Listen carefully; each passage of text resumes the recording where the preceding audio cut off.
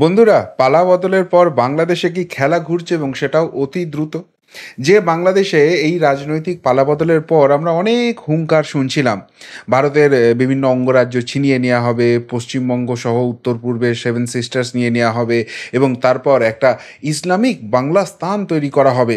ভারত যদি শেখ হাসিনাকে নিজেদের কাছে রেখে দেয় তাহলে ভারতকে শত্রু রাষ্ট্র হিসেবে দেখা হবে এবং সেই অনুযায়ী ট্রিটমেন্ট করা হবে। এরকম বহু হুঙ্কার আমরা শুনছিলাম এবং সবথেকে বড় কথা, বাংলাদেশি অথচ সনাতনী হিন্দু অর্থাৎ বাংলাদেশে যারা সংখ্যালঘু তাদের উপর নির্মম নিদারুণ অত্যাচার করা হচ্ছিল, তাদেরকে ভারতের দালাল বলে দাগিয়ে দেওয়া হচ্ছিল এবং এমন পরিস্থিতি তৈরি করা হচ্ছিল তারা যাতে দেশ ছেড়ে চলে আসতে পারে। এবং এই জায়গা থেকে ভারতকে একটা চাপে রাখার কৌশল বাংলাদেশের নতুন অন্তর্বর্তী সরকার, বাংলাদেশের সেনাবাহিনী নেওয়ার চেষ্টা করছিল। কিন্তু আজকে বাংলাদেশে দুটি ছবি দেখা গেল, যে দুটি ছবি দেখে কার্যত চমকে গেছে গোটা বিশ্ব। নাম্বার ওয়ান, আপনারা নিশ্চয়ই সকলেই খেয়াল করেছেন যে বাংলাদেশের যিনি নতুন অন্তর্বর্তী প্রধানমন্ত্রী নির্বাচিত হয়েছেন, সেই মোহাম্মদ ইউনূস, তিনি আজকে গিয়েছিলেন এক বড় মন্দিরে এবং সেখানে গিয়ে সেখানকার সংখ্যালঘু যারা রয়েছে, সেখানকার সনাতনী হিন্দু যারা রয়েছে তাদের সঙ্গে তিনি দেখা করেছেন। শুধু তাই নয়, বাংলাদেশের সরকারের যে ধর্ম বিষয়ক মন্ত্রী রয়েছেন তিনি বলেছেন যে যারা যারা হিন্দুরা আক্রান্ত হয়েছেন সে দেশে সংখ্যালঘুদের ধর্মীয় কারণে বা তাদের ধর্মের উপাসনালয়ে মন্দিরে যারা মন্দির যেখানে আক্রান্ত হয়েছে সেই সমস্ত তথ্য দিতে হবে এবং এইগুলো অবিলম্বে বন্ধ করতে হবে। এটা যেরকম একদিকে তথ্য দেখা যাচ্ছে, তার পাশাপাশি যে লম্ফজম্ফটা চলছিল সেটা অনেকটা বন্ধ হয়ে গেছে। অর্থাৎ আওয়ামী লীগ যারা এতদিন বাংলাদেশের শাসনভার সামলে এসছে তাদের নেতা কর্মীদের দেখলেই বেধড়ক মারো, প্রাণে মেরে ফেলো, উল্টো করে ঝুলিয়ে রেখে দাও, একটা নৃশংস পরিবেশ তৈরি করো যাতে সকলে ভয় পেয়ে যায়। সেই আওয়ামী লীগের নেতা কর্মীরা রাস্তায় নেমেছেন এবং যে স্লোগানটা দিচ্ছেন, সোজা কথায় শেখ হাসিনার গায়ে যদি একটুও খরচও লাগে না, রক্তগঙ্গা বইবে বাংলাদেশে, বাড়ি ঢুকে ঢুকে তারাও কিন্তু তার পাল্টা হিসাব নেবেন। শেখ হাসিনার কিছু হলে তারা সহজে ছেড়ে দেবেন না। এবং এত বড় কাণ্ড যে আওয়ামী লীগ নেতাদের, কর্মীদের, সমর্থকদের কার্যত বেছে বেছে হত্যা করা হচ্ছিল, অত্যাচার করা হচ্ছিল, তারা রাস্তায় নেমে এত বড় কথা বলছেন। আর অন্তর্বর্তী সরকার সেনাবাহিনীকে অনুরোধ করছে, দেশের জনতাকে অনুরোধ করছে যেন কোনো রাজনৈতিক হিংসা না হয়। এটা কি মানে এমনি এমনি ম্যাজিকের মতো হয়ে গেল? নতুন যে সরকার এসছে সেই সরকার অত্যন্ত সংবেদনশীল এবং সেই জায়গায় বাংলাদেশের শান্তি ফিরিয়ে আনতে, বাংলাদেশকে উন্নততর করতে এইসব তারা করছেন, নাকি এর পিছনে ভারতের বৃহত্তম কূটনৈতিক জায়গাটা রয়েছে? আর তাতেই একটা ছোট্ট স্টেপ শুধু নিয়েছে ভারত, আর একদম চুঁ চুঁ শব্দ বেরোতে শুরু করেছে বাংলাদেশের এবং বুঝে গেছে ভারতের সঙ্গে শত্রুতা করে কোনো লাভ নেই। ভারতের সঙ্গে বেশি পাকামি করলে পাকিস্তানের থেকেও খারাপ অবস্থা হবে, ভিখারি হতে হবে, না খেতে পেয়ে মরতে হবে। আর সেই জন্য ভারত বিরোধিতার জায়গা থেকে পিছিয়ে আসতে বাধ্য হচ্ছে। এবং সবথেকে বড় কথা, যাদের ভরসায়, যাদের আশ্বাসে বাংলাদেশ উড়বে ভাবছিল, তাদের কি ভারত এমনটাই দিয়ে দিয়েছে? নরেন্দ্র মোদী, অমিত শাহ, অজিত ডোভালের যে প্ল্যান এমনভাবে কাজ করে গেছে যে বাংলাদেশের এবার ভাতে মরার অবস্থা হয়েছে। আর তাই নিজেদের একটা সংবেদনশীল, সহনশীল সরকার হিসেবে এবং ভারতের সঙ্গে যে বন্ধুত্বের জায়গাটা ছিল সেইটাকেই বজায় রাখার চেষ্টা করে যাচ্ছে। দেখুন, ভারত সবসময় বাংলাদেশকে বন্ধু রাষ্ট্র হিসেবে ভাবে এবং বাংলাদেশের ক্ষতি করার চেষ্টা তারা কোনোদিনই করেনি। ভারতবর্ষ না থাকলে বাংলাদেশ কোনোদিন স্বাধীন রাষ্ট্রই হতো না। এটা যেরকম শাশ্বত জায়গা, এই বাংলাদেশিদের বিশেষ করে জামাত এবং জেহাদি যারা রয়েছে তাদের মাথাটা খেয়ে সোজা করায় ভারত বিরোধী করে ভারতের বিরুদ্ধে একটা বৃহত্তর জায়গা তৈরি করার চেষ্টা হচ্ছিল। কিন্তু নরেন্দ্র মোদী, অমিত শাহদের একটা খেলেই সেই সমস্ত কিছু একদম চিৎপটাং হয়ে গেছে। কি হয়েছে এবং বাংলাদেশ কিভাবে শিক্ষাটা পেল সেটাই একে একে ব্যাখ্যা করব এই প্রতিবেদনে। নমস্কার, প্রিয়বন্ধু মিডিয়ায় আপনাদের স্বাগত এবং আপনারা দেখছেন প্রিয়বন্ধু বাংলা, সত্যের সন্ধানে সর্বদা আমি শুদ্ধশীল। বন্ধুরা, প্রথমেই যে জায়গাটা হচ্ছে সেটা হচ্ছে মূল্য বৃদ্ধি। অর্থাৎ একটা রিপোর্টে দেখা যাচ্ছে যে গত ১৩ বছরে সর্বোচ্চ মূল্য বৃদ্ধির জায়গায় পৌঁছে গেছে বাংলাদেশ।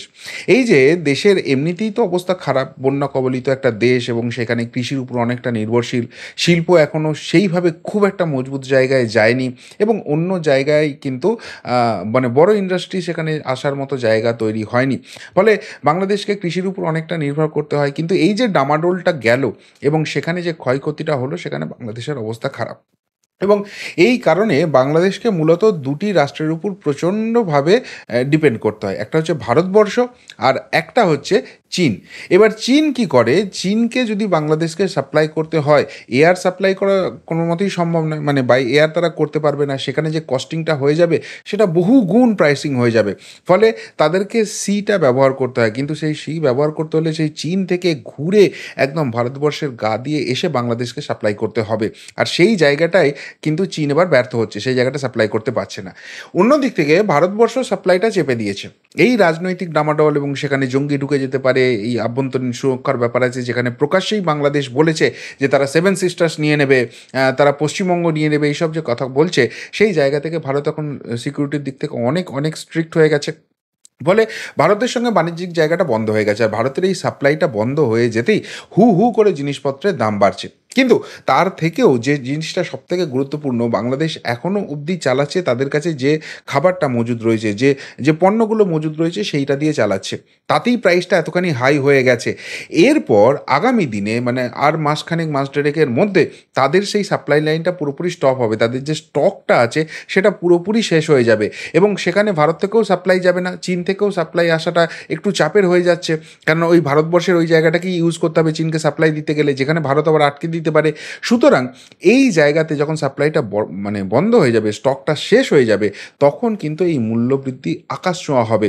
ফলে যারা আজকে রাস্তায় নেমে তাদিন তিনতা করে নাচানাচি করছে, তারাই তখন না খেতে পেয়ে মরার মতো অবস্থা হবে, এবং সেই জায়গায় এই সরকার নাস্তা নবুদ হয়ে যাবে। আর এটাই কিন্তু বাংলাদেশকে সবথেকে বড় ধাক্কা দিচ্ছে, বড় ঝাটকা দিচ্ছে।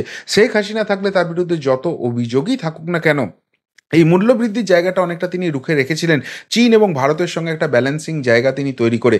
কিন্তু এই যে নড়বড়ে জায়গাটা হয়ে গেছে এখন, যেহেতু আমেরিকার জায়গা থেকে সাপোর্টটা এসছে, চীন কিন্তু সেখানে মানে ওই ফুড সাপ্লাইটা বা ওই জায়গাটাও অনেকটা বন্ধ করার দিকে চলে গেছে। ফলে সব মিলিয়ে কিন্তু এই মূল্যবৃদ্ধিটা সবথেকে বড় ঝটকা দিয়েছে, এবং ভারতের সাপ্লাই যদি বন্ধ হয়ে যায়, না খেতে পেয়ে মরে বিক্রির অবস্থা হয়ে যাবে, এই জায়গাটা ইউনিট সরকার কিন্তু খুব দ্রুত বুঝে গেছে। ফলে ভারতের সঙ্গে পাঙ্গা নেওয়ার জায়গা থেকে ওখানেই ফার্স্ট স্টেপ তাদেরকে একটা সেটব্যাক করতে হচ্ছে। ২ নম্বর যে জায়গাটা হচ্ছে সেটা হচ্ছে এই যে রাজনৈতিক পালাবদল, এটা একটা ভারত বিরোধী জায়গা, এবং সেখানে যে আমেরিকার একটা বৃহত্তর হাত ছিল, এটা শেখ হাসিনা পর্দাফাঁস করে দিয়েছে। শেখ হাসিনাও প্রাথমিকভাবে এই কথাটা সামনে নিয়ে আসেননি, তার কারণ হচ্ছে তিনি একটা রাজনৈতিক আশ্রয় খুঁজছিলেন, এবং সেক্ষেত্রে যদি ইউকে বা ইউএসএতে চলে যেতে পারতেন, তাহলে যেহেতু বাংলাদেশ থেকে সেটা অনেকটা দূরত্ব হয়ে যাচ্ছে, ফলে জামাত বা জেএমবি এদের হাত থেকে তিনি বা তার পরিবার সুরক্ষিত থাকতেন, এরকম একটা প্রাথমিক ধারণা ছিল। কিন্তু এই পুরো ঘটনার পিছনে যে আমেরিকা ছিল সেটা স্পষ্ট হয়ে যাচ্ছে যখন, তখন আমেরিকাতেই আবার তিনি আশ্রয় নেবেন, আবার আমেরিকাই এই বাংলাদেশকে সাপোর্ট করবে, সেই জায়গাটা একটা ডামাডোলের জায়গা। ফলে আমেরিকা তড়িঘড়ি তার ভিসাটা বাতিল করে দেন, এবং যখনই বুঝলেন যে রাজনৈতিক আশ্রয় ভারত ছাড়া আর কেউই দিতে পারবে না, তাকে বাঁচানোর জায়গায় ভারত ছাড়া আর কেউই নেই, তখন কিন্তু আমেরিকার মুখোশটা শেখ হাসিনা খুলে দিলেন, এবং ওই সেন্ট মার্টিন দ্বীপ নিয়ে সেখানে কিন্তু তিনি স্পষ্ট করে দিলেন। এই সেন্ট মার্টিন দ্বীপটা হচ্ছে চট্টগ্রামের কাছে বা কক্সবাজার থেকেও কিছুটা কাছে, একদম বাংলাদেশের দক্ষিণ প্রান্ত, এবং সেখানে যে দ্বীপটা রয়েছে সেটা খুবই ছোট জায়গা, কিন্তু সেই জায়গাটা যদি লঞ্চ প্যাড হিসেবে আমেরিকা পেতে পারে, তাহলে কিন্তু চীনের বিরুদ্ধে তারা সেইখান থেকে মিসাইল বা অন্যান্য জায়গা থেকে একটা লজিস্টিক সাপোর্টটা করতে পারে। এখন ভারতের সঙ্গে যতই আমেরিকার বন্ধুত্ব থাকুক, ভারত এরকম কোনো জায়গা কোনোদিনই আমেরিকাকে দেবে না। ভারতের মাটিতে বসে আমেরিকা দাদাগিরি করবে অন্য দেশের সঙ্গে, আর দায়টা ভারতের উপর পড়বে, ভারত এই রিস্কটা নেবে না। এবং ভারতের এখন যে অর্থনৈতিক জায়গা রয়েছে, সেখান থেকে আমেরিকা এটা চাওয়ার মতো জায়গাতেই নেই। ফলে বাংলাদেশের ওই সেন্ট মার্টিন দ্বীপটা বড্ড দরকার ছিল। আর শেখ হাসিনা দেখেছিলেন যে যদি সেন্ট মার্টিন দ্বীপটা আমরা দিয়ে দিই এই আমেরিকাকে, তাহলে একদিকে চীনের সঙ্গে তো তারা বাংলা নেবেই, এমনকি ভারতের সঙ্গেও তারা ঝামেলায় যেতে পারে। এখন এই দুটো কান্ট্রির সঙ্গে আমাকে ডিপেন্ডেন্সি রেখে রাখতে হয়, এদের সাহায্য ছাড়া বাংলাদেশ চলতে পারে না। ফলে ভারত এবং চীনকে ঘাঁটানোর ঝুঁকি কোনোদিনই শেখ হাসিনা নেননি, সেই সেন্ট মার্টিন দ্বীপ আমেরিকাকে দেননি, এবং যার ফলেই কিন্তু হাসিনা সরকারের পতন হয়েছে। এটা ভারতবর্ষ থেকে শেখ হাসিনা কিন্তু পুরোপুরি ফাঁস করে দিয়েছেন। অর্থাৎ এই যে ছাত্র আন্দোলনের মাধ্যমে এই জায়গাটা তৈরি হয়েছে, এটা সম্পূর্ণ ভুয়ো, এটা প্রমাণিত হয়ে গেছে, এবং ভারত বিরোধিতার জায়গা থেকে, আমেরিকার দাদাগিরির জায়গা থেকেই যে বাংলাদেশের এই রাজনৈতিক পালাবদল, এই জায়গাটা ফাঁস হয়ে গেছে। এবার এই আমেরিকা ভারতবর্ষকে টাইট দিতে গিয়েছিল অর্থনৈতিকভাবে পঙ্গু করে দিয়ে, সেই জায়গাটাও ভারতবর্ষ সামলে নিয়েছে। ফলে এখন যদি এই আমেরিকার সাহায্যটা নিতে হয়, সেন্ট মার্টিন দ্বীপটা দিতে হবে, আর একই তো খাবার আসছে না, তার মাঝখান থেকে ভারতের সঙ্গে শত্রুতা চরমে যাবে, চীনের সঙ্গে শত্রুতা চরমে যাবে, আলটিমেটলি বাংলাদেশকে কিন্তু আরও সাফার করতে হবে।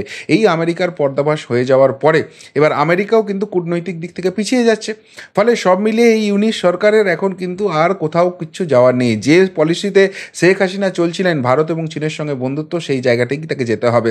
ফলে আমেরিকার এই পর্দাফাঁসও কিন্তু ইউনিশ সরকারকে ব্যাকফুটে যাওয়ার অন্যতম বড় কারণ হিসেবে চলে এসছে। 3 নম্বর যে জায়গাটা, সেটা হচ্ছে শেখ হাসিনা। শেখ হাসিনাকে নিয়ে অনেক বড় বড় কথা বলেছিল বাংলাদেশ, ভারত যদি আশ্রয় দেয় তাকে শত্রু রাষ্ট্র হিসেবে দেখা হবে। বুক ফুলিয়ে ভারত তাকে সাপোর্ট দিয়েছে, তাকে এখানে আশ্রয় দিয়েছে।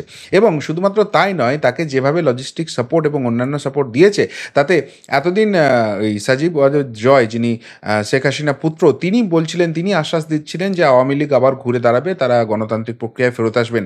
এবার শেখ হাসিনা নিজে বলে দিয়েছেন দরকারে তিনি ঢাকাতে যাবেন, তিনি বাংলাদেশে যাবেন এবং রাজনৈতিক যুদ্ধটা করবেন। ভারতের ব্যাকআপ আছে, অর্থাৎ বাংলাদেশের এই ভয়ে, দেখুন একটা জিনিস হচ্ছিল যে বাংলাদেশ যখন হুঙ্কার দিচ্ছিল, ভারত তো একটা সারেন্ডারের মতো জায়গাতেই যেতে পারে যে বাবা শেখ হাসিনাই হোক যাই হোক, তোমাদের প্রবলেম তোমরা মিটিয়ে নাও, আমাদের দেশকে ডিস্টার্ব করো না। কিন্তু ভারত যদি মাথাটা ঝুঁকিয়ে নিত, বাংলাদেশ ভাবতে শুরু করতো আরে আমরা তো দাদা হয়ে গেছি, তারা দাদাগিরি ফালানোর চেষ্টা করতো। ভারত এখনও বুঝিয়ে দিল যে আমরা যদি এখনও ত্যাগ করি না, তোমাদের কপালে অনেক দুঃখ আছে। সুতরাং সেই জায়গা থেকে শেখ হাসিনাকে আমরা আশ্রয় দেবো, যা করার আছে করে নাও। এবার ভারত যেহেতু এই জায়গাটা করলো, বাংলাদেশ এখানে ফুস হয়ে গেল। এরপরে সত্যিই যদি শেখ হাসিনাকে ভারতবর্ষ মদদ দিতে শুরু করে এবং আগামী দিনে রাজনৈতিক পালাবদল হয়, এই যারা এখন লম্পজম্প করছে তারা তখন কোথায় থাকবে? তখন ভারতের সঙ্গে শত্রুতা আছে, তারা যেরকম শেখ হাসিনাকে ভারত আশ্রয় দিয়েছে, ভারতের ছাড়া আশা ছাড়া তাদের উপায় নেই, আর ভারত তাদেরকে সেই জায়গায় কোনো আশ্রয় দেবে না। ফলে এই শেখ হাসিনা আর আওয়ামী লীগ নিয়ে ভারতের অবস্থান এদেরকে কিন্তু আরও নড়বড়ে জায়গায় করে দিয়েছে। ফলে ভারতের সঙ্গে শত্রুতা বাড়িয়ে লাভ নেই, বরং এইটা যদি বন্ধুত্বের জায়গায় রাখি, তাহলে আগামী দিনে যদি আবার রাজনৈতিক পালাবদল হয় এবং শেখ হাসিনা বা আওয়ামী লীগ ক্ষমতায় আসে, তখন অ্যাটলিস্ট প্রাণে মরার থেকে ভারতবর্ষে গিয়ে আশ্রয় পাবো, এই ভবিষ্যতের কথাটাও কিন্তু এখন বাংলাদেশিদের ভাবতে হচ্ছে। ফলে এই ইউনিশ সরকার পাকামি জায়গাটা বন্ধ করছে ধীরে ধীরে। 4 নম্বর, পাকিস্তানি সাহায্য। এই ঘটনার পিছনে পাকিস্তানেরও একটা বড় জায়গা ছিল, কেননা পাকিস্তানের যেটা লক্ষ্য ছিল, যেটা বিভিন্ন গোয়েন্দা রিপোর্ট আসছে, যে তাদেরকে এখন কিন্তু ভারত ঠান্ডা করে দিয়েছে, সেখান থেকে আর খুব বেশি জঙ্গিহানা করতে পারছে না। ফলে পাকিস্তানকে এতদিন যারা অর্থনৈতিক মদত দিত, অর্থাৎ চীন এবং আমেরিকা, তারা কিন্তু সেই জায়গাটা বন্ধ করে দিচ্ছে।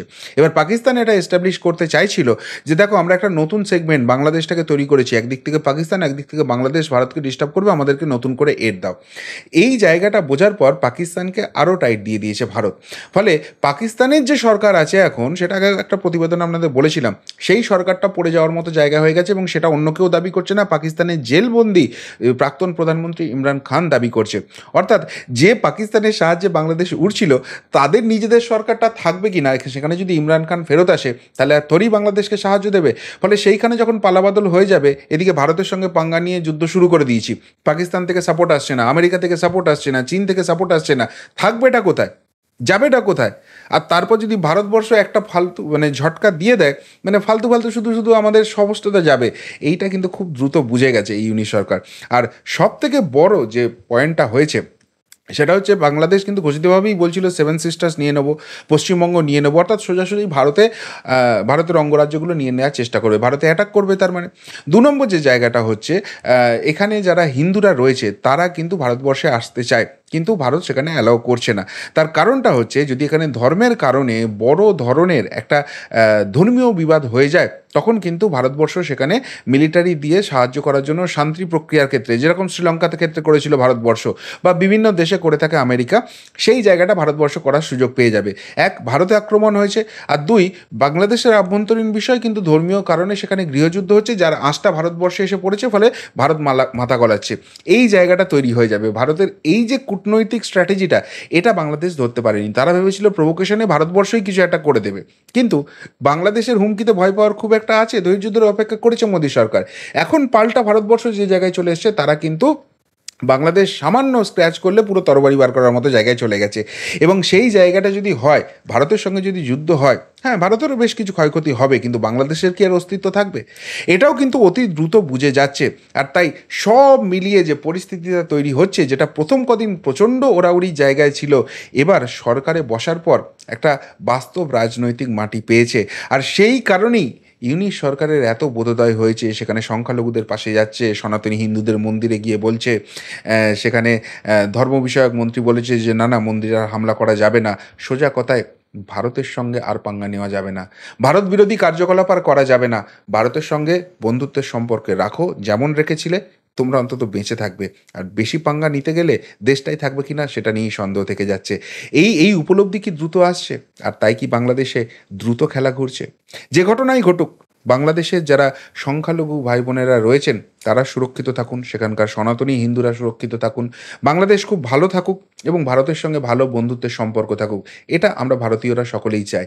কিন্তু তার মানে এই নয় যে বাংলাদেশ যা খুশি দাদাগিরি করবে আর ভারত চুপচাপ সেটা মেনে নেবে। যে ভারত না থাকলে বাংলাদেশ কোনোদিন স্বাধীনই হতো না, তাদের দাদাগিরির সামনে চলে আসবে। এত খারাপ অবস্থা ভারতের আসেনি। তাই বাংলাদেশ যত দ্রুত বুঝে সেই সৌজন্যের জায়গাটা, সেই বন্ধুত্বের জায়গাটা তৈরি করে, ততটাই মঙ্গল। আর সেটা যদি না করে ওই প্রথম ৫-৭ দিন যে ওরাটা উড়ছিল, সেটাই যদি কন্টিনিউ করে, তাহলে ধপাস করে পড়তে বা ফেলতে ভারতের খুব একটা বেশি সময় লাগবে না। কি বলবেন বাংলাদেশের এই পরিবর্তিত পরিস্থিতি নিয়ে? যদি কিছু বলার থাকে অবশ্যই কমেন্ট বক্সে কমেন্ট করে জানাবেন। এখনকার মতো এখানেই শেষ করলাম। ফেরত আসছি নতুন প্রতিবেদন নিয়ে খুব তাড়াতাড়ি। ভালো থাকবেন, সাথে থাকবেন, পাশে থাকবেন। নমস্কার।